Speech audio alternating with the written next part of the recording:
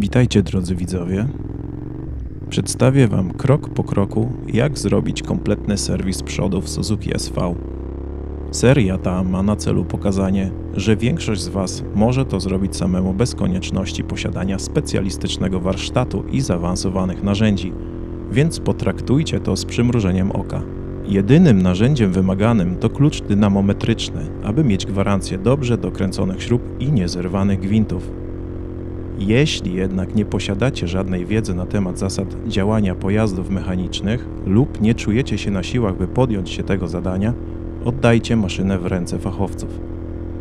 Będziemy remontować zawieszenie, koła, hamulce, które są bardzo istotnymi podzespołami, od których zależy nasze bezpieczeństwo. Z tej strony Peter i zapraszam do oglądania.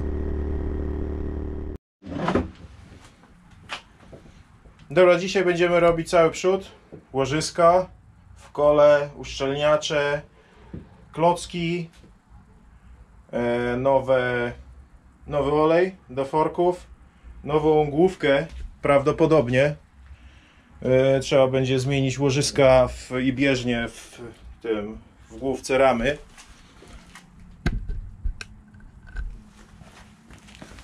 Luzów nie ma, ale to muszę go podnieść, to Wam pokażę zaraz luzy. Kierownica chodzi lekko, tylko ma taki moment, że tutaj się blokuje na samym środku. Wskakuje w gniazda, łożysko. Jest wyczuwalne, że się blokuje tu na samym środku. Luzów przód, tył nie ma, więc busze są tutaj, te basze, te podkładki, co są w środku. Może zaraz je pokażę.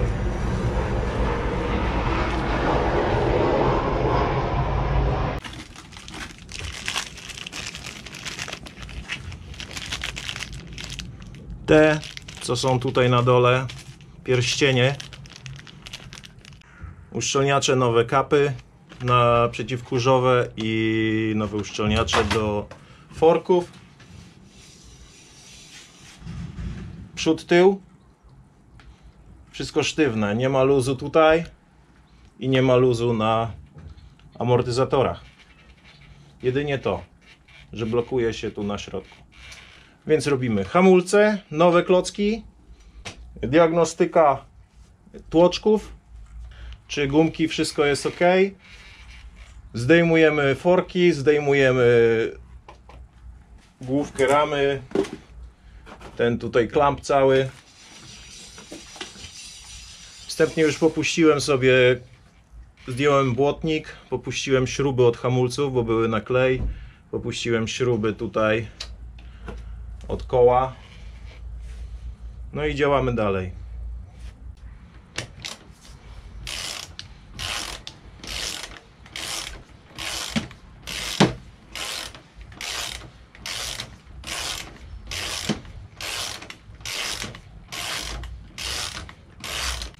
Dobra, przy zdejmowaniu koła jedna ważna rzecz, aby Wam za szybko nie spadło z osi, bo tutaj jest taki bajer, który napędza licznik, pokazuje nam prędkość i jest strasznie delikatny. Ma takie 4 łopatki i łamią się raz, dwa. Jeden fałszywy ruch kołem lewo, prawo i łopatki są połamane. Dlatego podłożę sobie tutaj coś pod koło, wyciągnę oś i powoli wysunę, żeby nie złamać tego ślimaka prędkościomierza. Nie zapomnijcie odkręcić tutaj i tutaj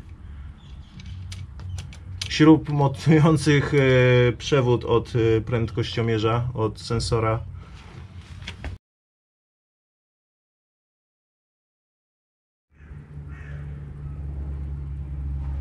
I to są te magiczne łopatki. Połamałem je ostatnim razem i spójrzcie, użyłem takiego mega kleju i trzyma. Trzyma 20 000 kilometrów i wytrzyma więcej.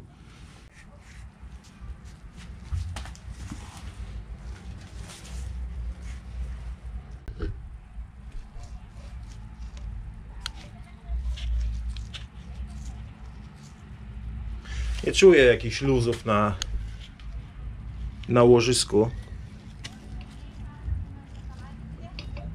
Ale wyje.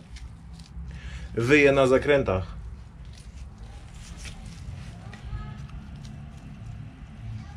Nie. Nic nie czuć. Kręcą się swobodnie. Nie czuć żadnego luzu. No nic, łożyska i tak pójdą do wymiany, bo jak robić to od razu wszystko. Oponę też zaraz zmienimy na nową. Ta już swoje ma lata za sobą. Długo służyła. Dosyć dobra opona Dunlopa. Następnie przechodzimy do demontażu przedniej lampy licznika podwieszenia kierownicy, co by nam nie przeszkadzała. Tutaj już odkręciłem uchwyty kierownicy.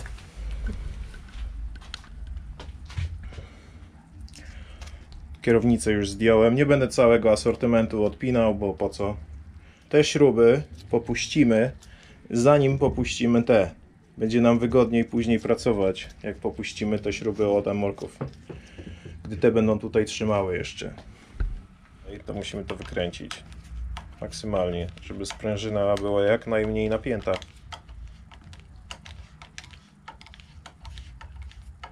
I koniec. I z drugiej strony. Te śruby popuszczamy, zanim popuścimy te i te.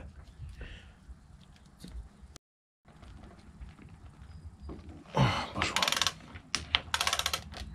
Ok, to wystarczy. Tam jest bardzo drobny gwint.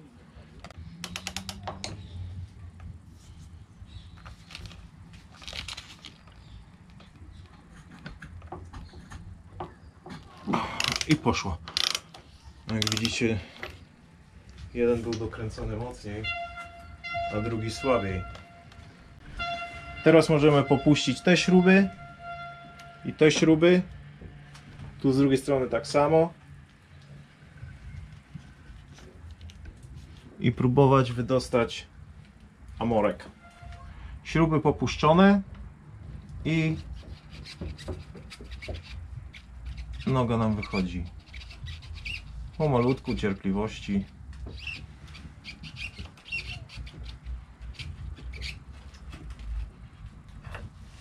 I pierwszy jest.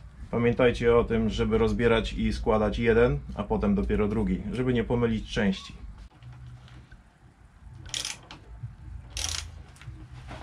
Teraz go lepiej sobie złapać, bo może wyjechać. Nigdy nie wiadomo. Jak widać, ten wychodzi lepiej niż tamten.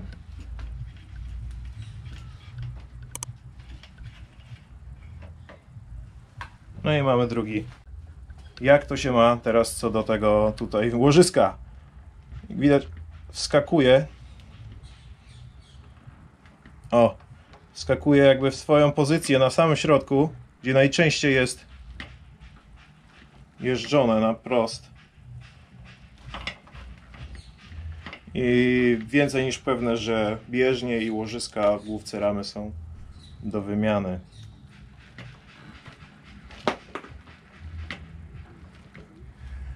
Tutaj można jeździć na autopilocie, ustawić sobie tryb na wprost i puścić kierownicę. Popuszczamy tą górę. No.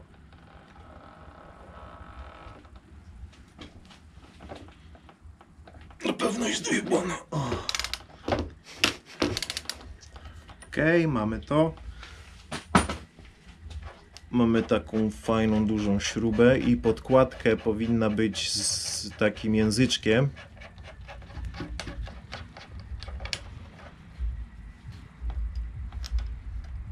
Nie ma. Okej, w porządku. Powinno wyjść za stacyjką całe. Podejrzewam, że nie będzie to łatwe. Może trzeba będzie pomóc trochę młotkiem.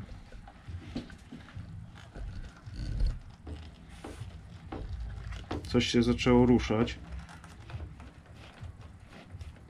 Rusza się, ale nie chce za bardzo iść. Dobra, gdy to się będzie rozchylało, to wtedy będą wypadały nam te gumy. Oznaczcie sobie też, która jest lewa, która prawa. No i tak jak myślałem, że trzeba tutaj trochę pomóc i ładnie nam schodzi. O! I trochę z drugiej. Tam z dołu jest taka fajna śruba, która trzyma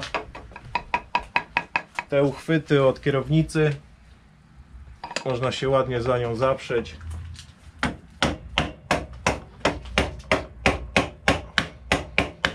Teraz już powinna zejść rękoma.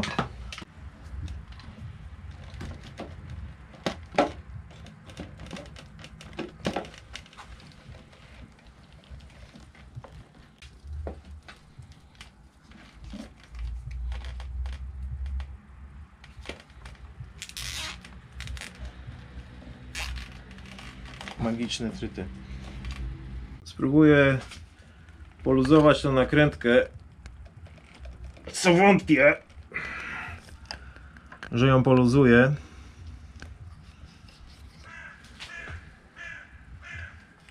To jest na pewno fest.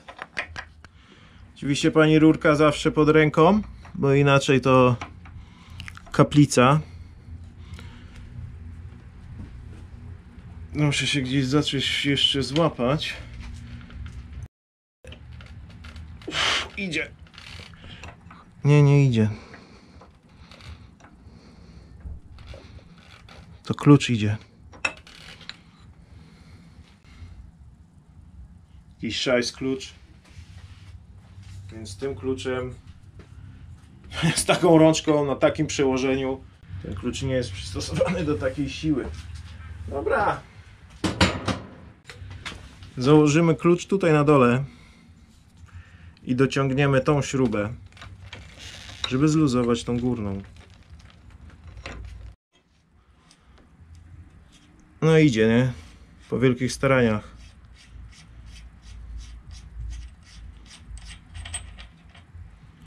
Mamy tą pierwszą kontrującą. Potem mamy... A tu jest podkładka z języczkiem. Tu jest nacięcie. I teraz ta powinna pójść palcami. No i prawie poszło palcami. Układam je tak, że ta była u góry w ten sposób. Podkładka. No. Wyjechane. Teraz tutaj z dołu trzeba złapać, bo może nam wypaść. Chociaż ja mam jeszcze tutaj osłonę założoną, którą nie wiem, chyba teraz już ją odkręcę.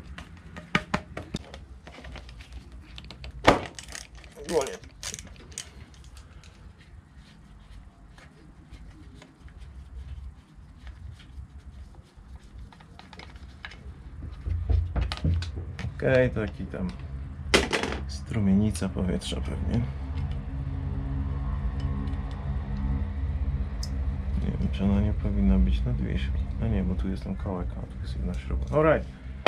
I teraz zdejmujemy. Trzymamy tu z dołu. No i kręcimy tutaj. Ale widzę, że idzie razem z tą plastikową kapą. Co tutaj się zespoliło?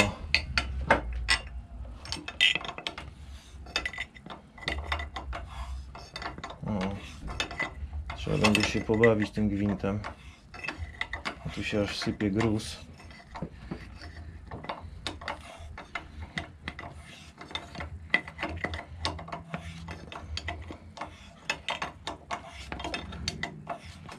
Ciężko idzie. Te nakrętki wyglądają, jakby były z aluminium. Chodźcie.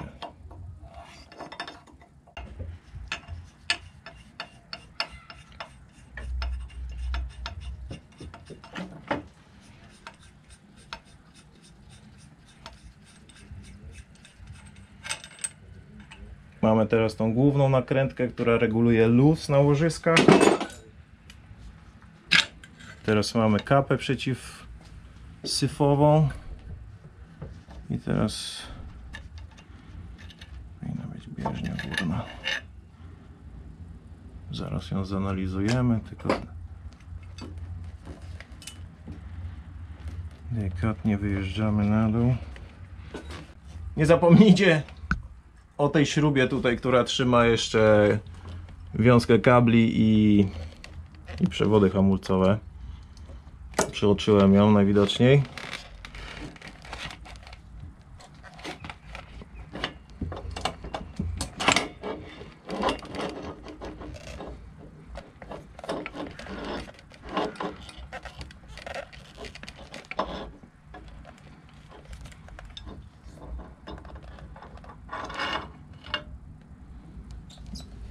No i mamy całe serdeszeńsko.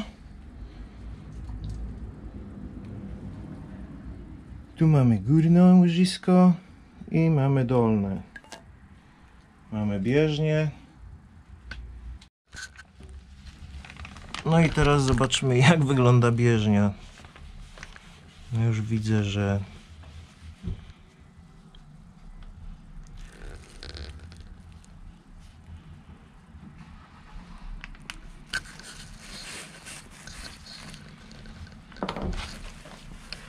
zobaczcie. Nie wiem, czy dobrze będzie widać te ślady. Te wrzery tu. To były miejsca, w których kulki się zagnieżdżały. Podejrzewam, że ta dolna wyglądała tak samo. Może tu nie ma co analizować. Ale przynajmniej teraz wiem, jakie. Obym zamówił złe.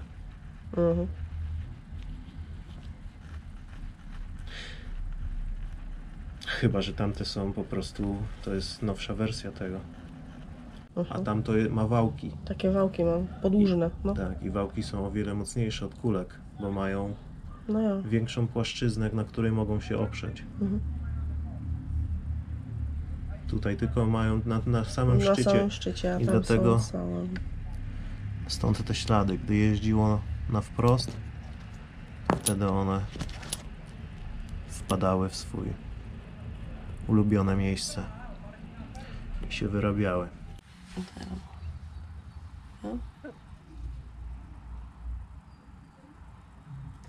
Masakra. Patrzymy teraz na dół główki ramy, to jest dolna bieżnia główki ramy. Mogę powiedzieć, że jest masakra. Są do wymiany. Widać, że smar jest częściowo pokryty rdzą. Wiadomo, deszcz, nie deszcz. No górne było do przewidzenia, że będzie w lepszym stanie, bo tutaj nie opiera się cały ciężar motocykla, tylko na samym dole jest największe obciążenie. Nie wiem, czy kamera tutaj łapie ostrość na to dobrze, ale widać, jak jest zużyte.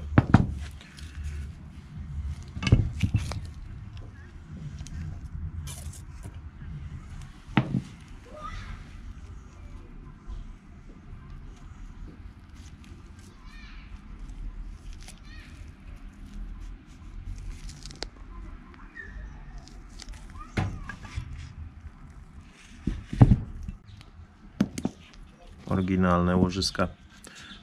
Prawdopodobnie one są od nowości tutaj w tym motocyklu. Co ciekawe, to znalazłem jeszcze tutaj sporo opiłków. Łap ostrość. O, jest tu sporo mięcha.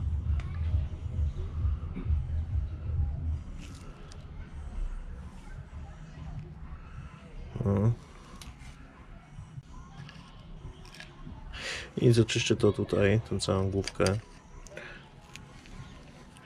To już spryskałem. Na razie chemicznie będę to czyścił. Zobaczę, jaki będzie efekt, a potem jakimś mechanicznie, delikatnie.